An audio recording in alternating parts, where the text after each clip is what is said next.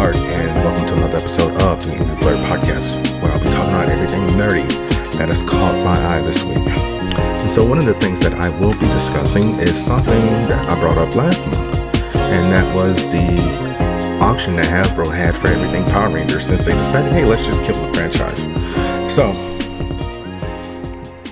they had this auction with Heritage Auctions that went for about a full month. And do you guys want to know how much they ended with? Only $3.3 million. So, like I said, when I first discussed the auction, they would have been better off just putting this stuff in a museum like they have in Japan. My friend Bodan actually just went to Japan last month, and he actually went to the Sentai Museum. So the highest bidded item on the auction was the Cosmic Blaster that was used in Power Rangers Cosmic Fury, which is the team's signature weapons that combines all 5 of the Cosmic Rangers' individual dino-themed powers into a 80-inch long blaster. And according to the Heritage Auctions release, that sold for $87,500. The other thing that sold for like a decent amount was the Astro Megazord, aka the Astro Mega Ship from Power Rangers in Space. That sold for $47,500. Jason David Frank's Green Ranger suit sold for $30,000. The Pink Ranger suit, I'm not sure if that's Amy Jo Johnson's or Catherine Sutherland's, sold for $22,500. Yellow Ranger sold for $23,750. And let me see if I can actually find the full results. All right. Here we go. View lots sold. Oh, great. I have to make an account. Yeah, I don't want to do that. Would have just been nice if they just put everything up there. But yeah, so literally walked away with only $3.3 million. So Hasbro, was it worth it? That might be the name of the episode already. But it's just ridiculous. Like the Dragon Dagger from the Once and Always special, it looks like you can make a bid to the owner for more than I guess he sold it. I guess they bought it for $47,000. It says make an offer to the owner for $47,500 or more. Hunter Dino, she got did dirty. Says on here, make an offer to the owner for $18,750 or more. So they more than likely got it for $18,500. But man, I don't really think it was worth it at the end of the day. Just stupid. All right. Next story. So Disney had their APAC content showcase, which was in Singapore. And, they talked about everything coming to the MCU next year with X-Men First Steps and, Ironheart, Eyes of Wakanda, What If Season 3, which is this year, Marvel Zombies and whatnot. And so Kevin said, finally, we're bringing Marvel's first family to the MCU. They wrap production next week. The movie comes out next summer. And then all these characters get to go right into the next Avengers movie. So I'm very excited for the future of the Fantastic Four. And then he was talking about Thunderbolts. He's like, Thunderbolts is what Marvel is all about. It's taking characters from all different types of places and franchises and putting them together. That's what the Avengers is. That's what Guardians of the Galaxy is. And, he actually talked about the X-Men. So this was the one thing that got everybody, excited. So he said, I think you all will see that continues in our next few movies, that some X-Men players you might recognize right after that. Right after the whole Secret Wars really leads us into the new age of mutants in the X-Men. Again, it's one of those dreams that finally come true. We finally have the X-Men back. And he also spoke about Deadpool and Wolverine, and in particular Hugh Jackman. He said, when we first started working on the film for the first time, we wanted to see Wolverine in a yellow costume. I had goosebumps on set, And when he walked out wearing that costume and put the mask on for the first time, I've been waiting 25 years to bring that to life. So don't forget, Kevin Feige was actually he was an assistant on the X-Men movies. And he said also that we were very excited to have Ryan Reynolds bring the R rating to Disney. It was fun and filled with heart and humor. But yeah, they also talked about Friendly Neighborhood Spider-Man, which was also coming next year. But honestly, well, we got about another year and a half before we get the Avengers movies, or I believe it's 2026, or is one coming out in 2025. I need to double check that, because I thought the movie that is now titled Doomsday was supposed to be coming out in 2026. Let's go to films. Here we go. Why are you not showing me Fantastic Four? Wait, I'm tripping. I'm looking at Phase 5. So yeah, it's Phase 6 actually. And Phase 6 starts next year as well. So films would be Fantastic Four. Okay, so Fantastic Four, once again, is the only film that we're getting next year. Then Doomsday is 2026. Spider-Man 4 is also 2026. And Secret Wars is 2027. So yeah, it looks like Thunderbolts will be the cap on Phase 6 as far as film goes. In TV, it is going to be Ironheart. So yeah, you know, I mean, we've gotten Beast and the Marvels. We're getting Storm with the Mjolnir and What If. Have we seen any more mutants? Name more. I think that's it. Honestly.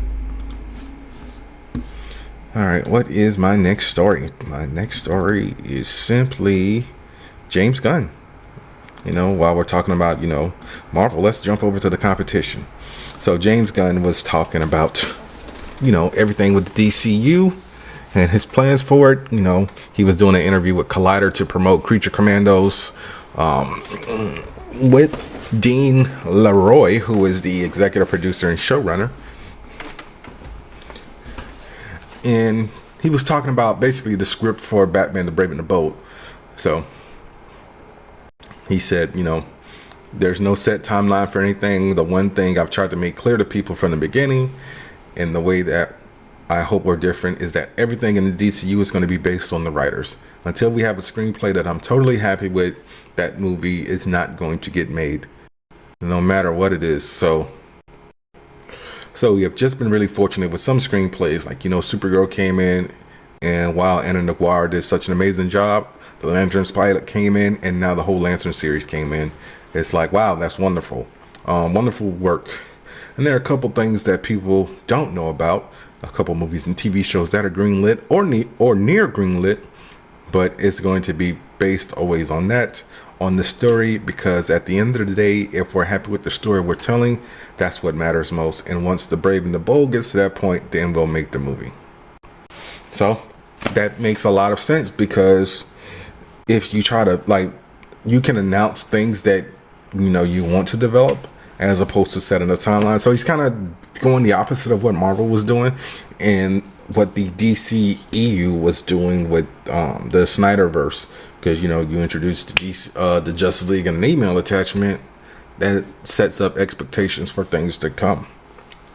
So yeah, I really got no problem with that. Just take your time, pace it out. Don't try to do what Snyder did and just rush everything. Slow and steady wins the race. That's why James Gunn is now the head of DC Studios, and Zack Snyder's doing police movies over at Netflix. Damn. But yeah, so Creature Commandos will be coming out. I believe this is going to be a weekly drop on Max on December 5th. Stars Indara Varma,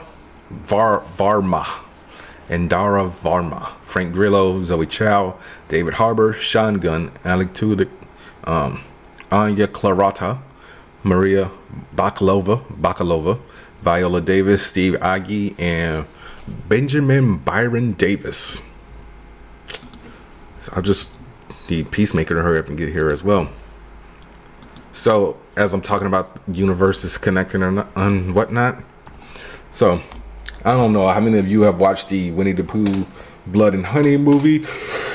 Either one of them. I haven't watched either one of them, honestly, but you know, they're getting ready to do their whole multiverse crossover with Pooniverse Monsters Assemble, and that will begin filming in March. So the movie sees Pooh,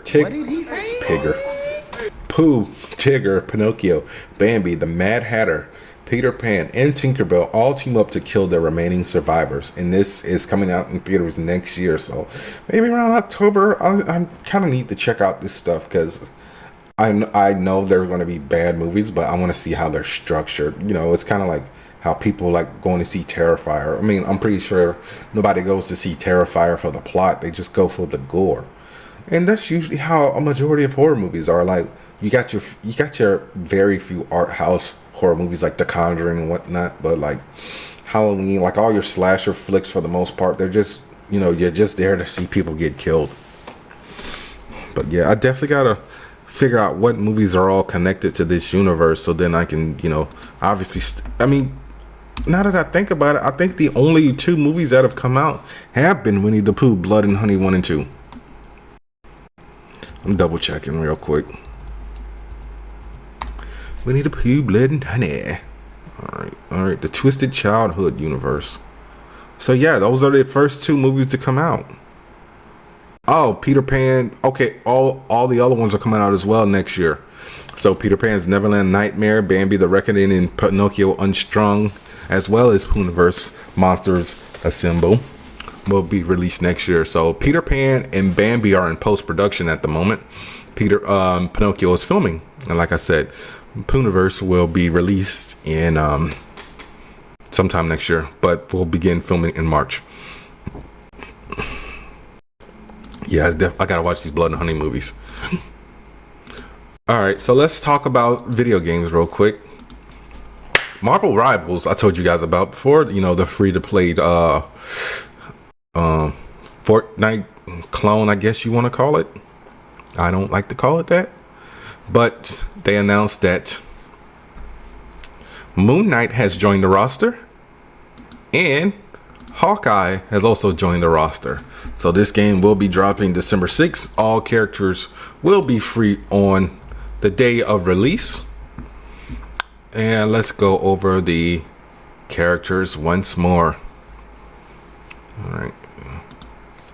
So we got Adam Warlock, Black Panther, Captain America, Doctor Strange, Groot, as I said before, Hawkeye, Hela, Hulk, Iron Man, Jeff the Land Shark, Loki, Lunar Snow, Magic, Magneto, Mantis, Moon Knight, Namor, Penny Parker, Rocket Raccoon, Scarlet Witch, Spider-Man, Star-Lord, Storm, the Punisher, Thor, Venom, and the Winter Soldier. I didn't know they put the Winter Soldier in this game. That might have been one I missed. I didn't know about Star-Lord either, but I pretty much knew about everybody else.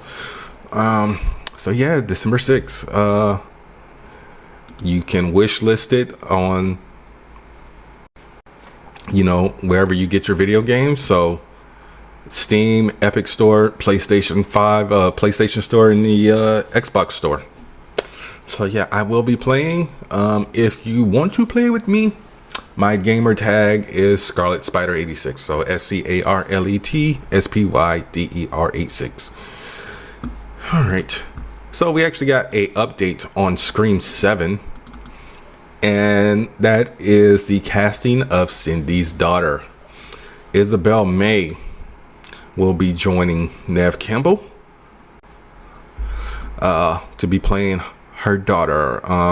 A lot of people may know Isabel May from being in the Yellowstone prequels 1883 and 1923. So keep in mind, this movie is still being made, despite the fact that Jenna Ortega, Melissa Barrera are not in it. The original director stepped away, whose name I'm drawing a blank on, but he directed Happy Death Day. So Kevin Williamson will be directing this movie. Neve Campbell stepped out of Scream 6 because of she wanted more money, and now she's back as Sydney Prescott with her daughter. So I've never seen anything with Isabel May in it because I don't care about the Yellowstone franchise. She was also in the 2022 rom-com I Want You Back, and she was also on the Apple TV Plus series Masters of the Air. What the hell is that? Is that about pilots or something? I don't even think they gave her character a name just yet, and I don't think they've ever said Sydney's kids' names. She's on Young Sheldon. Oh yeah, she was on Young Sheldon. She played she George's girlfriend. I can't remember, but she also did that movie Run, Hide, Fight, which was about school shootings, and it just happened to come out like around the time of the pandemic. She played Victoria Duncan on Young Sheldon. So yeah, in seasons 2 and 3, and I was watching it around then. I stopped watching Young Sheldon like I don't even know when. And she was also on a show called Alexa and Katie, which was on Netflix. All right. So, break time. W ad. Be right back. This episode is brought to you by W. W gives you focus and energy without the crash and jitters. It has no sugar, fillers, or artificial dyes. Mix 1 packet or scoop into 8 or 12 ounces of water. Stir or shake well. Some powderiness is normal, and it has all the important vitamins. So this has vitamin C, B3, B6, and B12. And it's made from coffee fruit extract. So drink it and go conquer a task. And go to debbie.gg and use my promo code Angry Blerd 10 at checkout to save 10% on your order. That's debbie.gg with promo code Angry Blerd 10. Be right back. All right, I'm back. I freaked out for a second. I thought I accidentally stopped the recording and I was not going to start over today. Well, it is a sad day in the world of The Simpsons. If you're like me and you still actually watch the show to this day, cue Deontay Wilder, to this day, you might have seen the announcement on their social media. So Pamela Hayden, who has basically been a part of the show since its inception, so since 1989, has announced that she will be retiring from The Simpsons. And if you want to know whose voice she provided the voice of about 15 different characters. I'm sorry, actually more than 15. So she provided the voice for Milhouse Van Houten, Jimbo Jones, Rod Flanders, Todd Flanders, Janae Powell, Sarah Wiggum, Malibu Stacy, Patches, Ruth Powers, Wendell Borton, Lewis, Richard, Lewis Penny Candy, Mona Simpson, Dolph, Amber Simpson, Allison Tyler, Capri Flanders, Miss Springfield, Weasel, and Ham. So yeah, they made the announcement about 3 days ago, actually, at the time of this recording. So that was Wednesday? I'm sorry, 4 days ago. Wait, what's today? Okay, today's the 23rd, so 2 days ago. So yeah, she will be retiring from the role after 35 years. So Fox announced on Wednesday that Hayden will retire from the hit animated show. Her final episodes will air Sundays on Fox. Her final episode will air on Sunday, if you guys are actually listening to this on Sunday. So they said Hayden said her decision to retire came after much deliberation, and she will continue to pursue other creative outlets. And she actually wrote on Instagram saying thanks to everyone for your love and your support. So she's actually done voice work on Hey Arnold, Turbo Teen, Lloyd in Space. She also did work in Being John Malkovich, the Tom and Jerry Kids Show, Our Real Monsters, The Nanny, Pinky and the Brain, The New Batman Adventures, Recess. What is Lloyd in Space? Oh, okay, that's that show with the aliens.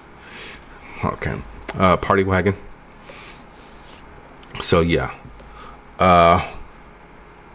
enjoy retirement from voice acting, Mrs. Hayden. All right, what is my next story? So Comics Corner. So I told you guys I was going to review the first 3 issues of the Absolute DC universe, which I'm actually going to do, but I want to actually get into this story real quick. So since Disney purchased Fox, they're utilizing like the Marvel side to also tell stories of some Fox characters. So there have been some Alien comics, there have been some Predator comics. Currently at the moment there is a Predator versus Black Panther comic and an Avengers versus Aliens comic. Can't remember who's writing the Predator comic at the moment. Let me look this up. But Avengers versus Aliens is written by Jonathan Hickman. So Black Panther versus Predator is written by Benjamin Percy, who actually just wrote on Wolverine for the past 4 years, and it's drawn by Chris Allen. I think it actually might have wrapped up. When is issue 5? Is it only a 4-issue miniseries? Okay, issue 4 came out on the 20th. Yeah, it wrapped up. So let me see when Avengers versus Aliens wraps up, because I feel like that book has been going bi-monthly. But Avengers versus Aliens, Jonathan Hickman is the writer, Esad Ribic is the artist. So it's bi-monthly. Well, it's been delayed apparently. I don't know if it's bi-monthly, but issue 3 will be out February 19th of next year. Well, anyway, the reason why I brought that up is because Benjamin Percy is running it back, and he will be doing a Spider-Man versus Predator book, which will be starting next year. And the art on that one will be Marcelo Ferreira. So they didn't put the exact release date. It just says coming in 2025. So I don't know if Spider-Man can go toe-to-toe with a Predator, honestly. I mean, he's got spider sense, but Predator has camouflage. I don't think has Spider-Man ever fought anybody with camouflage? Great, I'm trying to think of 60 plus years of Spider-Man fighting people with camo, or people period. I'm pretty sure he has. I just can't think of anybody like right off the top of my head, because he's fought the Spot, and that's but he's going through portals, so that's kind of different. So I'm gonna talk to you guys about Absolute DC. So Absolute Batman, this is written by Scott Snyder, and it is drawn by Nick Dragotta. So this is DC's I guess it's their answer to the Ultimate Universe. So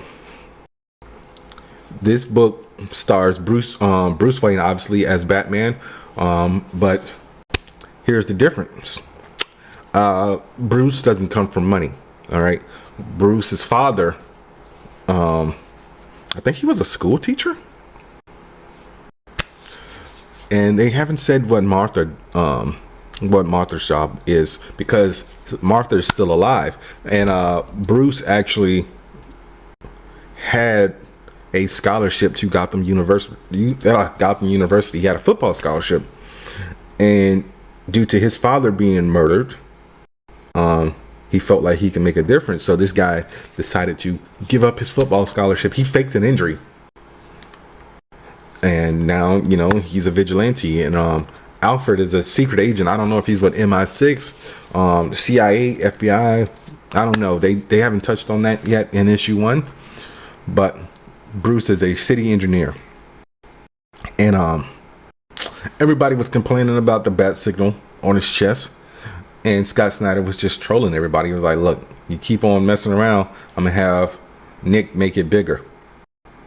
And the way the bat signal emblem is designed on his chest makes absolute sense, because it is the blade for an axe. Like, I can't make this up. In the first issue, he chopped off somebody's hand, and I like the way his cape looks. It looks like actual bat wings. Like, it's even got like the little I don't know what they're called at the end of like the bat wings. They look like claws, or say.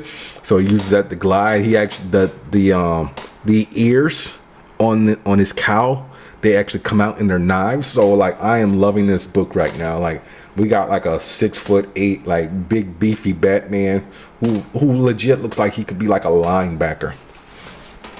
And I can honestly say this book is amazing. It comes out monthly. I believe it's $3.99.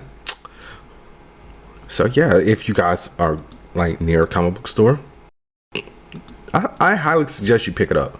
If you don't know where a comic book store is near you, you can go to online retailers to purchase it. You can go to My Comic Shop. You can also go to MidtownComics.com. You can also go to ThingsFromAnotherWorld.com. I'm not getting paid by these people to promote their online businesses. Those are just the ones I use for myself. All right. So, Absolute Wonder Woman. So this is written by Kelly Thompson and the art is by Hayden Sherman. So Diana is still Diana. The main difference is she did not grow up on Themyscira. She actually grew up in hell and she was raised by Cersei. So she knows like dark magic and everything like that. There really isn't much that I can tell you about the first issue. She fought like a bunch of demons and that was it. So there was no Steve Trevor interaction. She hasn't bumped into any other Amazon. She doesn't know Hippolyta. But this one was also good. And I like Kelly Thompson. Kelly Thompson wrote Captain Marvel for the longest actually. And she also wrote the Hawkeye book. She wrote Jessica Jones, Rogue and Gambit. She actually created Jeff the Land Shark. But yeah. Let's talk about Absolute Superman. So this is actually written by one of my favorite writers. He wrote Avengers for about 5 years. He wrote Wolverine and the X-Men. He was one of the writers on Avengers versus X-Men, and that is Jason Aaron, who is also currently writing the reboot of the Teenage Mutant Ninja Turtles comic. I have to start that. So this version focuses on a version of Superman who arrives to Earth as an adult rather than a baby. So there are no Kents. He was not raised by the Kents. He spent the majority of his life on Krypton, from what I can tell so far. I'm just the premise on Wikipedia says he arrived as an adult. So I don't know how true that is because issue 2 hasn't come out yet. But the first issue was good. We got a little bit of backstory on Lara and Jor-El. Neither one of them are part of the Science Council. Lara basically rebelled against, the school, and they banned her from ever joining the Science Council in her life. And Jor-El is he like works in mines. He's kind of like Orion Pax and Transformers 1. And Cal is a baby. Well, not a baby. He's like maybe 6-7 years old. So he's a young child in this book. In the flashback sequences, but he actually is on Earth and he has a Brainiac AI who helps him. And I don't know what the whole deal is. I don't know if he absorbs powers like the traditional Superman via solar radiation or if it comes from his suit, because his wrists like glow whenever he uses his powers. And I do believe Brainiac said like he was running low on power. So, I mean, this book is also good. Art's by Rafa Sandoval, who I first got to look at his art through, I want to say maybe it was Aquaman. I'm not entirely sure. But originally this book was actually supposed to have Raphael Albuquerque on it, but he had to pull out because he lives in Brazil, and like when this was announced, they were dealing with a lot of floods. But I like Rafa Sandoval's art. I actually met Raphael Albuquerque a few years ago. He signed this print for this comic he did called Huck, and I have the artist edition, which is maybe about like 1.5 feet long and like maybe like 2 feet wide. It's an oversized comic book, and he signed that for me. But yeah, so you guys, like I said, you can go to your local comic book store. I believe the website, if you want to find your local comic book store, is comicbooklocator.com. I'm double checking that right now. Yeah, it's actually comicbooklocator.com. So there's that. All right, what is my next story? Oh, so we got an update on not necessarily the Harry Potter series, but J.K. Rowling being involved with the Harry Potter series.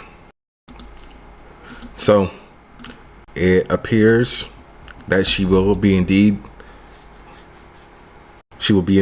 executive producer.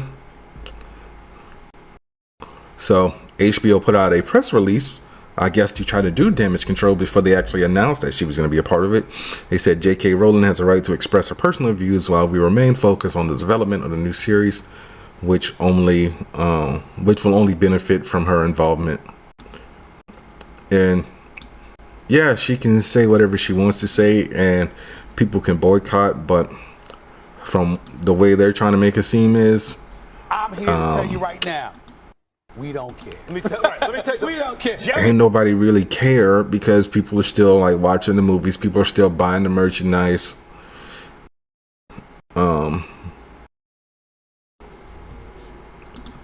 Honestly,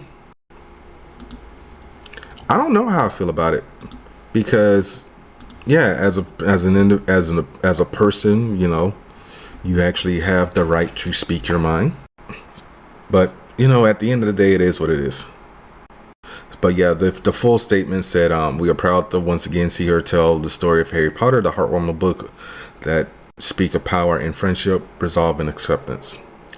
And the rest of it said, you know, I already said.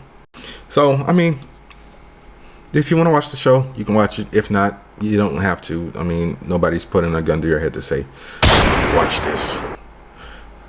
Speaking of things that should have been watched, and I don't get why, you know, Netflix is making this dumb decision, but it's Netflix, so they always do this stuff.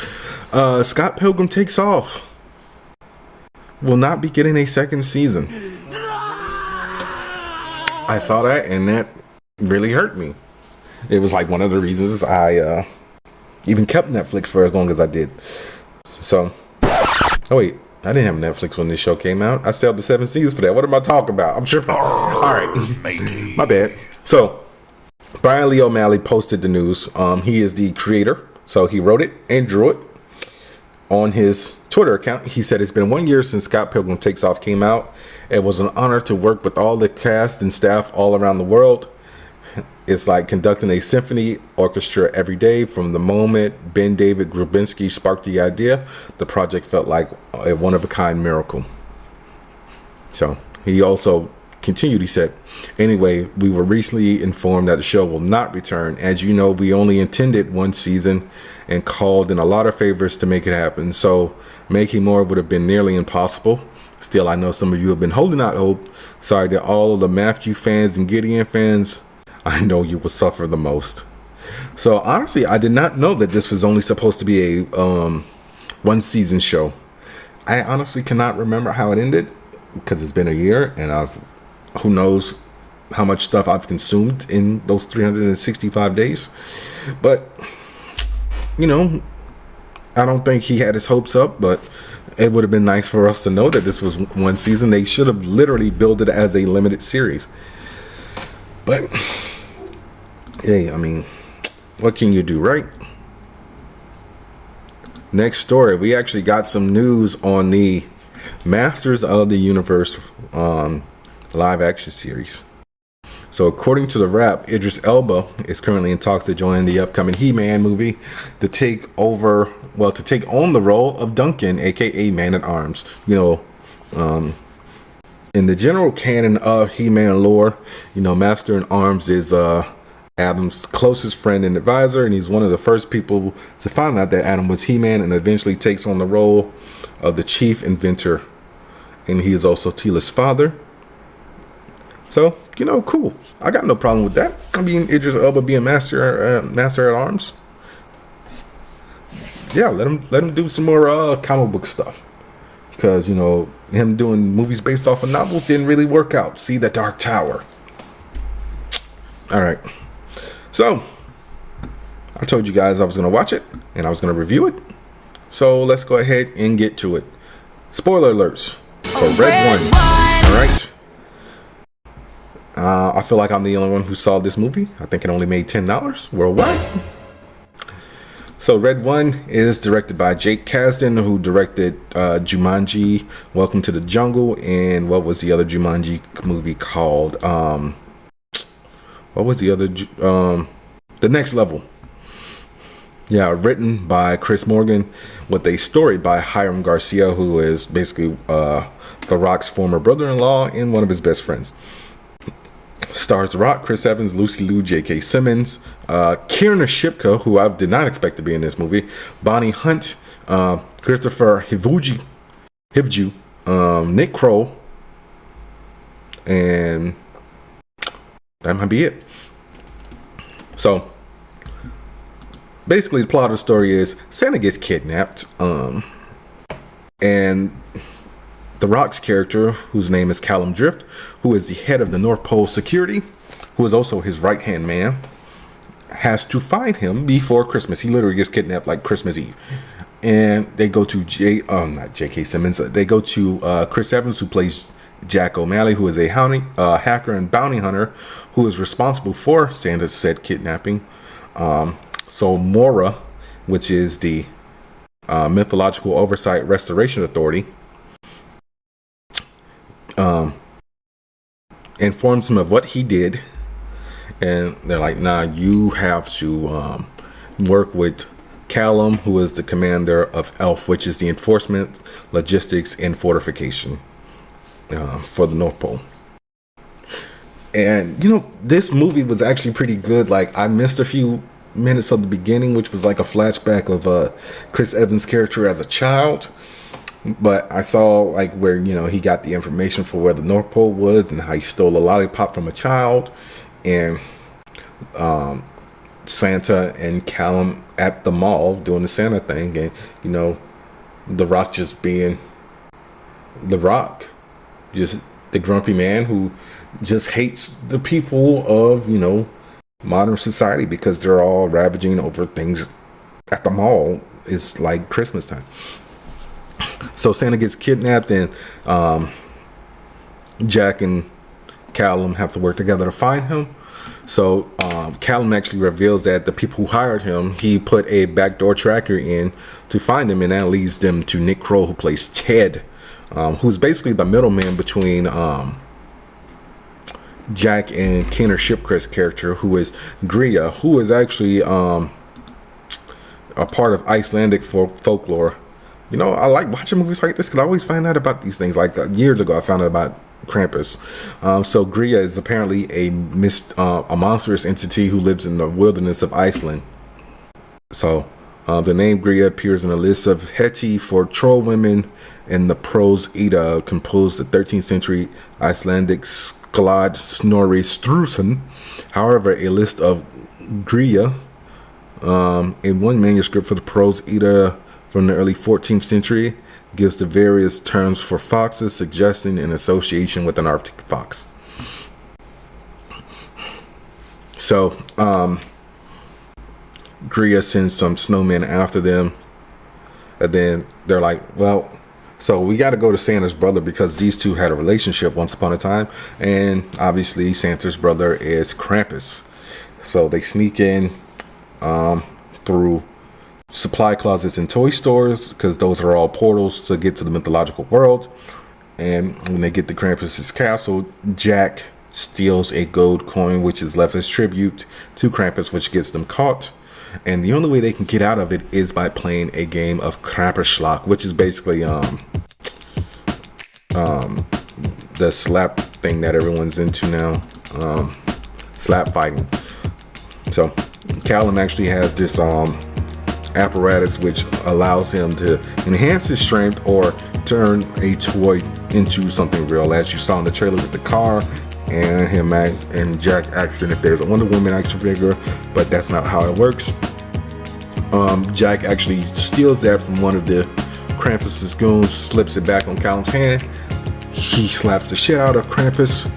They leave, and then they find out what Gria is doing. So she actually has this snow globe that she is mass producing using Santa's magic that will capture everyone on Santa's naughty list. So she actually sends one to Jack, he doesn't open it, but she also sends one to his son, and he gets absorbed into the snow globe because earlier in the movie he hacked his school's computer and changed his absentee report because he was skipping school with a girl. So Jack goes into the globe, reunites with his son. Callum calls up Lucy Liu's character, who is the head of Mora, Zoe, and they find out that the North Pole has been taken over by Dria's goons, and Jack and his son have a heart-to-heart moment, and that somehow gets them off the naughty list, so they grow outside of their snow globes. Callum finds them. They find out that she mass-produced the snow globes, as I said, and she's going to take Santa's sleigh with Santa in it because the sleigh will only work with Santa. They fight Drea. Krampus shows up, and they all take down Drea, and Drea ends up in one of her own snow globes. Santa delivers all the presents, and this was actually a cool design on how Santa actually fits in chimneys and everything, because you never see like how it happens outside of Santa Claus. So this Santa is buff, he does CrossFit, and he can shrink. So if you like live in a condo like me and you don't necessarily have a chimney, but you have like a vent that goes outside, he just literally shrinks down to like maybe 6 inches or so, slides down the vent, and so on and so forth. But honestly, this was a good movie. On a scale of 1 to 10, I will give it a 8.5. I just felt like some things could have been more fleshed out, or some of the things that were a little bit fleshed out could have been pared down a little bit. Like they kept bringing up Jack's son's new husband. We never got to see him, so we didn't even need to know he was even in the picture. But yeah, I mean, guys, go see Red One. I mean, the movie costs anywhere between $200 and $250 billion to make. At the time of this recording, according to Wikipedia, it has only made $93.9 million. So yeah, there's that. That might just be another bomb full of rock. Anyway, guys, this is your host Bernard, and that was another episode of the Angry Blerd podcast. Be sure to rate, review, subscribe, tell a friend to tell a friend. I don't think I have any reviews to do for anything coming out next week, and if I do, I'll do them whenever I can, but just like off the top of my head, I got nothing. All right, see ya, peace.